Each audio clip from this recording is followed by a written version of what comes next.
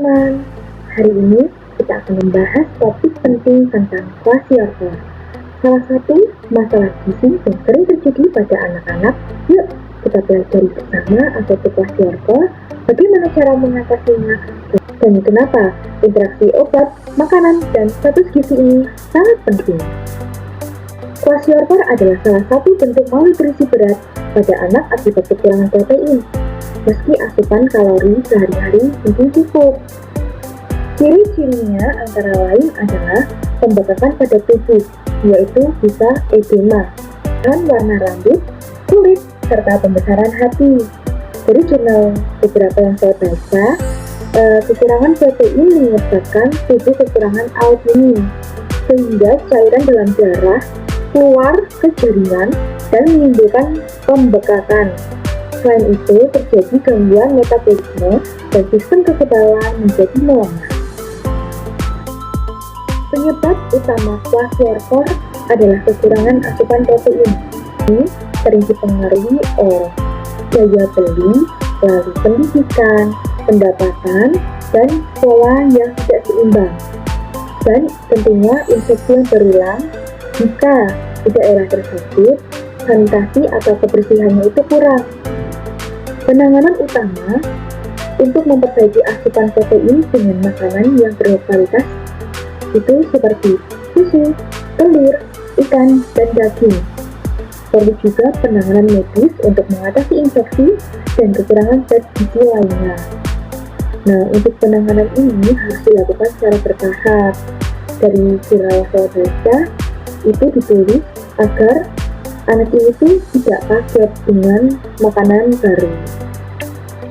Makanan yang baik untuk anak kwashiorkor itu tentunya seperti susu, olahan susu, telur, daging, ikan, kacang-kacangan. Hindari makanan dengan karbohidrat sederhana yang berlebihan. Makanan yang sulit dicerna dan makanan yang berlemak tinggi seperti goreng.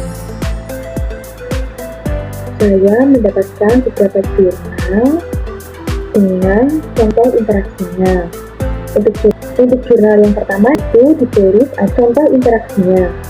Penggunaan antibiotik tetrasiklim yang dikonsumsi bersamaan dengan susu dapat menurunkan efektivitas obat karena kalsium di dalam susu ini meningkatkan obat tersebut sehingga menghambat penyerapan pada anak yang kwashiorkor yang mendapatkan terapi antibiotik. Pemberian sebaiknya tidak bersamaan dengan susu atau produk susu. Lalu untuk jurnal yang kedua, jurnal ini terdapat contoh interaksi seperti vitamin A dengan dosis tinggi diberikan bersamaan dengan obat antituberkulosis seperti isoniazid. Nah, ini beresiko meningkatkan toksisitas hati. Pada pasien kwashiorkor dengan infeksi, perlu memantau interaksi ini agar tidak memperburuk kondisi pada anak tersebut.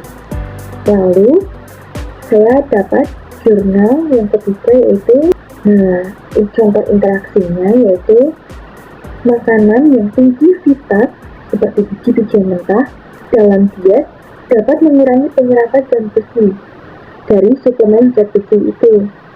Yang penting bagi anak berkwashiorkor untuk pemulihan anemia. Kombinasi makanan perlu diperhatikan agar tidak saling menghambat nutrisi. Untuk jurnal yang keempat, ini terdapat contoh interaksi makanan dengan makanan seperti kombinasi konsumsi makanan tinggi fitat dengan konsumsi makanan sumber zat besi hewani seperti daging merah dapat meminimalisir efek penghambatan penyerapan zat besi oleh fitat sehingga meningkatkan penyerapan zat besi. Contoh interaksinya yaitu zat anti-malaria seperti chloroquine menunjukkan perubahan farmakokinetik seperti absorpsi dan metabolisme obat pada anak yang kwashiorkor, sehingga dosis harus sesuai untuk mencegah toksisitas akibat interaksi metabolisme obat yang berbeda dibandingkan dengan anak sehat. Sekian penjelasan saya tentang kwashiorkor dan pentingnya memahami interaksi antara obat, makanan, dan status gizi. Mari kita selalu perhatikan pola makan sehat dan konsultasikan kepada tenaga kesehatan yang berada di daerah sekitar jika ada tanda-tanda malnutrisi pada anak. Sekian dari saya, terima kasih sudah menonton video ini. Semoga video yang saya buat ini dapat bermanfaat untuk kalian semua. Bye-bye!